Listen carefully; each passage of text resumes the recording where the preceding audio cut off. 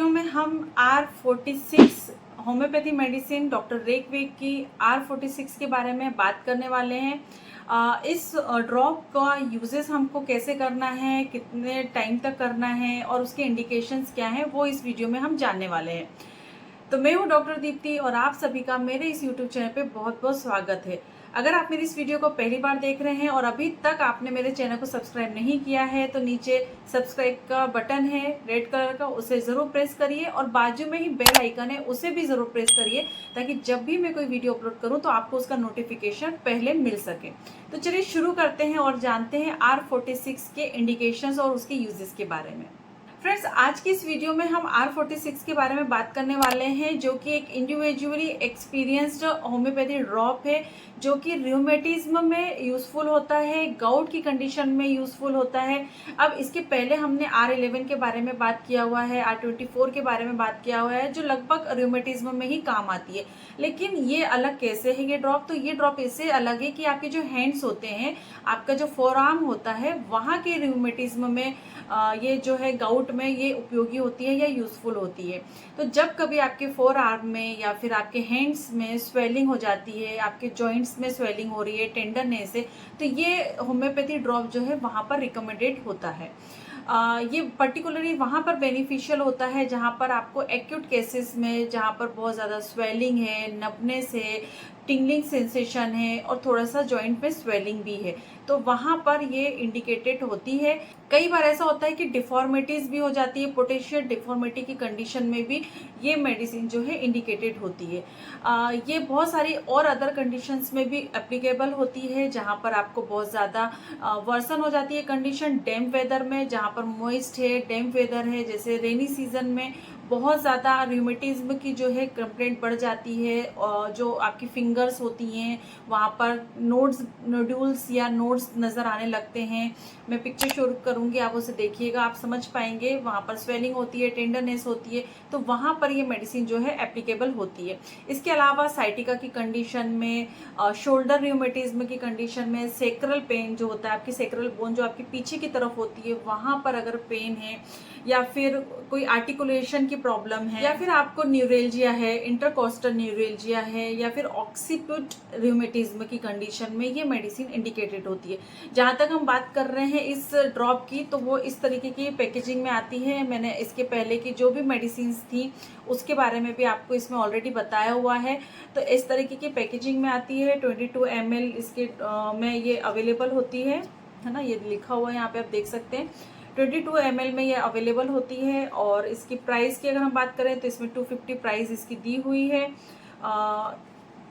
जैसे कि यहाँ पे आप देख सकते हैं लिखा हुआ है in arthritis of forearms and hands, ये देख सकते हैं आप, इसमें ऐसा लिखा हुआ है। पैकेजिंग की बात करें तो ये ऐसी कांच की बोतल में आती है और इसमें ये इस तरीके की बॉटल्स में आती है।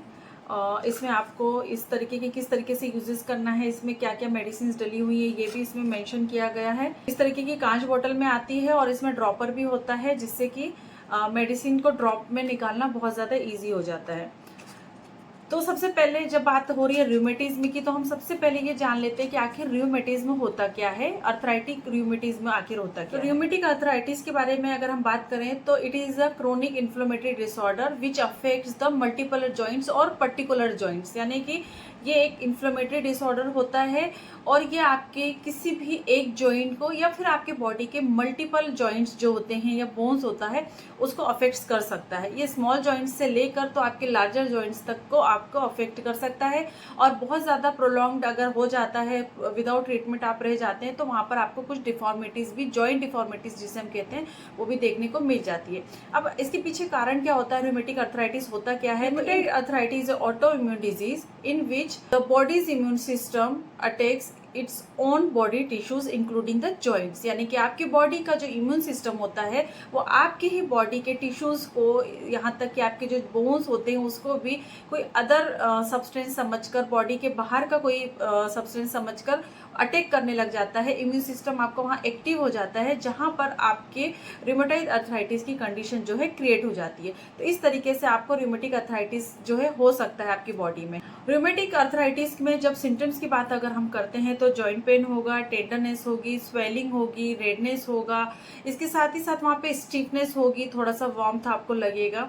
The term rheumatism is often used to describe the inflammation and pain affecting the joint. जहाँ पर भी जो भी अफेक्ट हो रहा है पार्ट, वहाँ पर इन्फ्लेमेशन होगा, सॉफ्ट टिश्यूज, मसल्स और फाइब्रस टिश्यूज। तो जब भी कभी इन रूमेटिक आर्थराइटिस होगा तो ये सारे सिम्टम जो है वो आपको वहाँ पे नजर आएंगे या फिर आपको वो महसूस होंगे। अब इसमें अलग अलग तरीके की होम्योपैथी मेडिसिन को प्रॉपरली ब्लेंड करके इस ड्रॉप को तैयार किया गया है। इसमें अगर हम बात करें कंटेंट की तो इसमें डली हुई है ferrum phosphoricum, lithium carbonicum, natrum sulphuricum, nux vomica, rhododendron and spiraea ulmaria. तो इस तरीके के होम्योपैथी मेडिसिन के कॉम्बिनेशन को प्रॉपरली मिक्सअप करके इस ड्रॉप को तैयार किया गया है। सबसे पहले अगर आप बात करें फेरम फॉस्फोरिकम की, तो ये होम्योपैथी मेडिसिन जो है आपके बॉडी में कहीं पर भी इन्फ्लेमेशन हो रहा है तो उसे लड़ती है, उसे फाइट करती है। इसके साथ ही साथ एनीमिक कंडीशन में भी हम फेरम फॉस्फोरिकम का यूज करते हैं। जहाँ पर ब्लड आपका बहुत कम है या एचबी लेवल अगर बहुत ज्यादा डाउन है तो वहां पर हम ये मेडिसिन को देते हैं। स्पेशली अगर एनीमिक पेशेंट है, साथ में वहाँ पर अर्थराइटिस है या रूमेटिज्म है, तो ये मेडिसिन जो है बहुत ज़्यादा इंडिकेटेड होती है।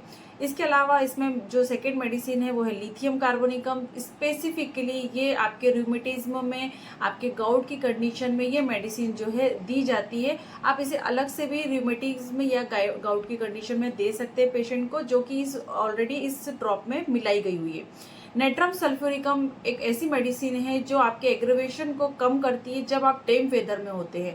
अगर ह्यूमिडिटी है, जहाँ पर अस्थमेटिक पेशेंट है, ह्यूमिडिटी के साथ साथ वहाँ पर रूमेटिज्म की कंडीशन है, अस्थमा की कंडीशन है, तो वहाँ पर ये मेडिसिन जो है बहुत ज़्यादा इफेक्टिव होती है।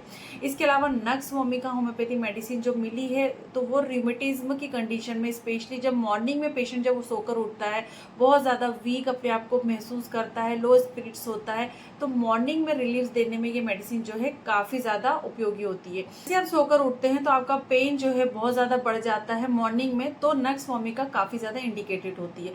रोडोडेंड्रॉन होम्योपैथी मेडिसिन की अगर हम बात करें तो क्रोनिक रूमेटिज्म में ये काफी ज्यादा इफेक्टिव होम्योपैथी मेडिसिन है। स्पेशली जब आपको रूमेटिज्म है या पेन है, स्पेशली फोर आर्म और हैंड्स में, और ये मेडिसिन जो है हैंड्स, फोर आर्म की कंडीशन में, स्मॉल जॉइंट की कंडीशन में काफी ज्यादा इफेक्टिव होम्योपैथी मेडिसिन है। नेक्स्ट और लास्ट होम्योपैथी मेडिसिन जो इसमें मिली हुई है वो है स्पाइरिया उल्मेरिया। ये मेडिसिन जो है फ्लटिंग टाइप ऑफ पेन की कंडीशन में काफ़ी ज़्यादा इफेक्टिव होती है। Joint pain, specially elbow joint का जब पेन होता है तो ये मेडिसिन जो है काफ़ी ज़्यादा इफेक्टिव होती है। तो ये थे कंटेंट और उसके बारे में इंडिकेशंस कि किस तरीके की होम्योपैथी मेडिसिन के क्या क्या रोल होते हैं। तो जब भी कभी आपको रूमेटिक अर्थराइटिस है, जहाँ पर पोटेंशियल अगर आपको वहाँ पर डिफॉर्मिटीज़ भी दिख रही है जॉइंट्स में, तो ये मेडिसिन यानी कि R46 जो है इंडिकेटेड होम्योपैथी मेडिसिन है।